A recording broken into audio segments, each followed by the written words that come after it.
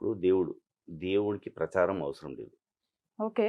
నిజంగా చెప్తున్నా. దేవుడికి ప్రచారం అవసరం లేదు. అది హ్మ్. వాళ్ళు ప్రచారం చేసుకుంటున్నారు. ఎవరికండి? ఇప్పుడు నా దేవుడున్నాడు మేడం. హ్మ్. నా దేవుడిని ప్రచారం చేసే అవసరం లేదు. అడ్వర్టైజ్‌మెంట్ కాదు. అవసరమే లేదు.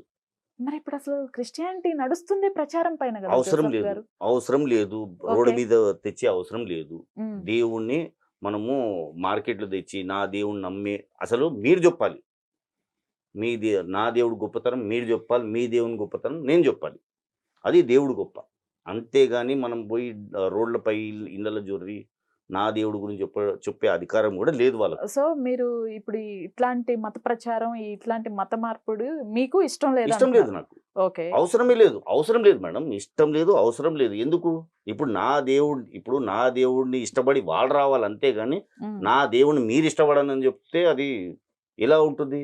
ఓకే. అదేదో మనము పనికిరాని వస్తువుగా దేవుడిని వెతుక్కొని వాళ్ళు రావాలి నా ఇంటికి. హ్మ్. హ్మ్. దేవుడు గు ఇక్కడ ఇంకొక పాయింట్ అడిగారాయన.